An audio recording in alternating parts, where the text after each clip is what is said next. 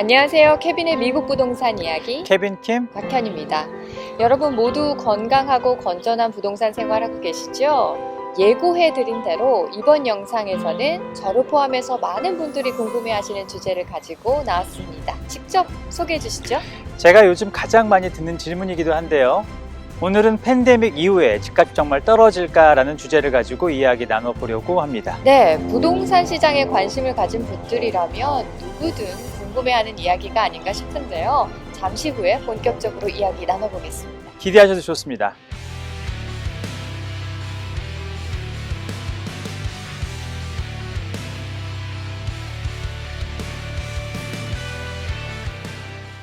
팬데믹 이후 집값이 정말 떨어질까요? 아닐까요? 결론부터 말씀해 주시면 좋겠는데 안 그러실 거죠? 오늘은 특별히 결론과 다름없는 이야기로 시작을 할까 합니다. 오, 좋습니다. 결론이 뭔가요? 지금 많은 예비 바이어분들이 집값이 떨어지면 그때 사야지 하고 기다리실 텐데요. 네, 아마 집값이 안정되고 집 살만한 시기가 언제가 될까 궁금해서 이 영상 보고 계실 겁니다. 그런데 집값이 하락한다고 우리 같은 일반인들에게 기회가 바로 올까요? 아닌가요? 좀 생각을 해보셔야 하는데 너무 놀라지 말고 들으시기 바라겠습니다. 집값이 내려가면 투자자들의 동무대가 될 것입니다.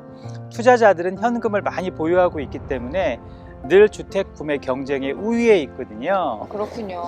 예전에도 그랬듯이 앞으로도 역시 주택 가격이 하락한다면 결국은 돈 많은 투자자들이 부를 늘려나가기 아주 좋은 기회가 될 거라는 점 미리 알아두시길 바라겠습니다. 네, 그럼 일반 바이어들에게 가성비 좋은 주택 구매 시기는 신기루 같은 것일까요? 이전에 이제 집값이 하락 또는 폭락했던 때가 한 번씩 있었잖아요. 그런데 시간이 지나면 주택 시장 결국 다시 회복되고 가격이 좀 오르더라, 이런 경험을 통해서 바이어 입장에서는 이제 주택 가격이 한번 크게 떨어지는 기회에 기다리고 있는 거거든요. 주택 가격을 제3자의 입장에서 검토하면서 그때 샀어야 한다라는 말씀들을 많이 하시는데요. 혹시 그렇게 집값이 폭락했을 때 실제로 주택을 사서 큰 이득을 본 지인이 주변에 있었나요? 제 경우에는 그냥 혼자 이때 샀어야 되는데 라고 생각만 했지, 사실 정말 누가 그랬다더라 하는 소문조차도 들어본 적은 없는 것 같아요.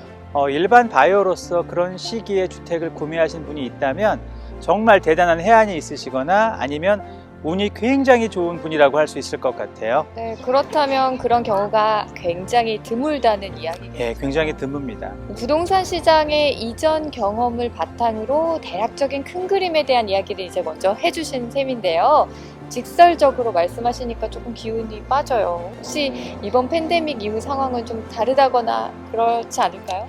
그럼 이번 상황은 어떻게 전개될지 한번 같이 이야기를 나눠볼까 해요. 네, 좋습니다. 요즘 각종 보조금과 팬데믹 피해 구제 대책으로 인해서 시중에 돈이 많이 풀리고 있습니다. 요즘 장보기 어떠세요? 요즘 식료품 가격 너무 많이 올랐어요. 특히 대형 할인점에는 한번 들어가면 별거 안 사도 지출이 아주 커져서 들어가기가 무섭습니다. 또 덩달아 최근에 수급 문제로 가스비까지 오르면서 팬데믹 상황은 좀 나아지고 있지만 생활 형편은 더 어려워지고 있다는 느낌이 들어요. 그렇습니다. 인플레이션이 시작되면 제일 무서운 것이 돈의 가치의 하락이거든요. 네.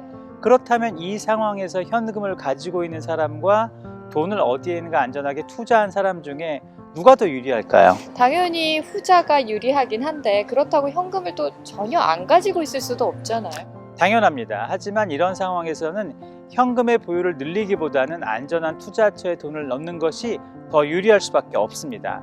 앞으로의 상황도 이와 아주 유사할 것으로 보여지고 있고요. 이런 말씀을 드리는 이유는 제가 예전에도 2008년 서브프라임 때를 비교해서 말씀드린 적이 한번 있었을 거예요. 네, 지금이 서브프라임과 비슷한 양상을 보일 수 있다고 말씀을 해주셨죠. 맞습니다. 하지만 한 가지 묘하게 다른 부분이 있거든요.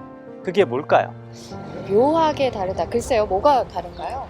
집을 소유한 오너들을 자세히 살펴보면 그때와 지금 오너들의 상황이 좀 다르게 느껴지실 수 있는데요.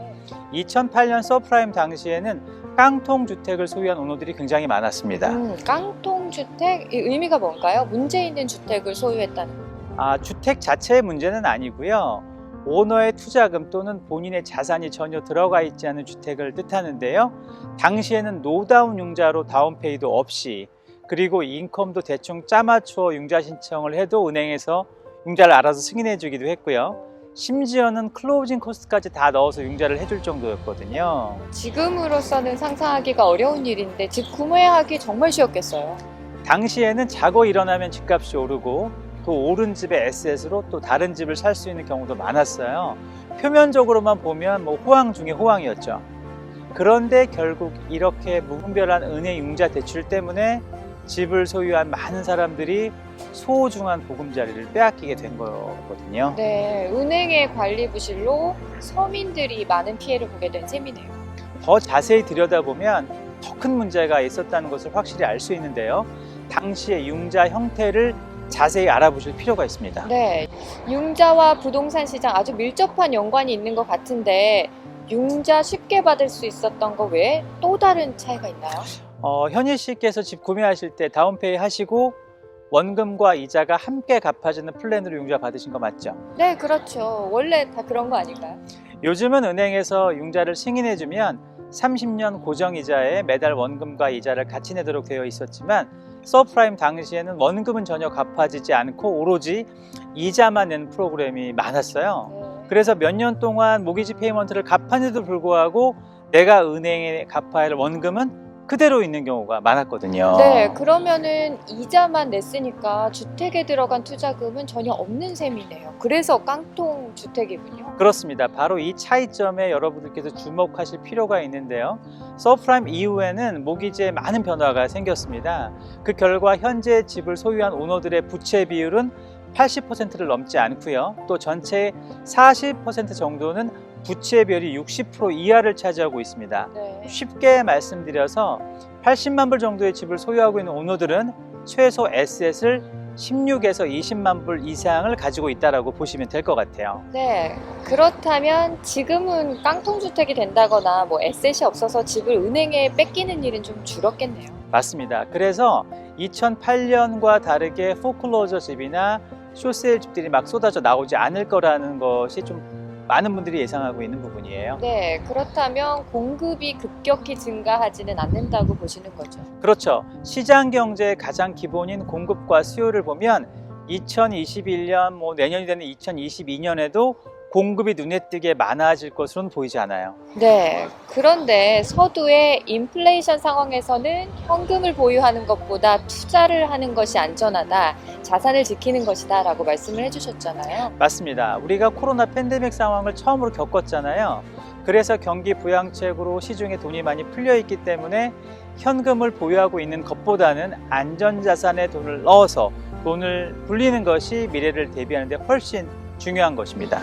그런데 이제 안전자산인 주택에 투자를 하려고 보니까 공급이 원활하지 않아서 좀 혼란스러운데요. 맞습니다. 여러 소비재 물품들은 구입하고 나면 중고가 되고 가격이 급격히 하락하지만 주택은 오랫동안 보유하면서 유용하게 사용한다고 해서 가치가 하락하는 것이 아니거든요. 오히려 시간이 지나면서 시장 가격에 맞게 상승하기 때문에 투자처로서는 아주 집의 중요성이 늘어날 수밖에 없다는 결론이 나오죠. 네. 케빈의 미국 부동산 이야기, 팬데믹 이후 정말 집값이 떨어질까? 1편, 많은 도움이 되셨나요? 보다 효율적으로 정보를 전달하기 위해 케빈의 미국 부동산 이야기는 영상 길이를 줄여서 제작하게 됐습니다. 이어지는 내용은 2편으로 다음 주에 업로드될 예정입니다. 구독자분들의 시간을 소중히 생각하는 저희 케미 부동산 이야기 팀은 여러분의 건강한 부동산 생활을 위해 늘 고민하고 있습니다. 질문과 좋은 제안이 있으시다면 케빈의 미국 부동산 이야기 유튜브 채널에 댓글 남겨주시기 바랍니다. 여러분의 관심은 케미 부동산 팀에게 큰 힘이 됩니다. 구독과 좋아요로 응원해 주시는 것도 잊지 마세요. 팬데믹 이후 정말 집값이 떨어질까? 2편에서 뵙겠습니다. 여러분 상생 성공하세요. 고맙습니다.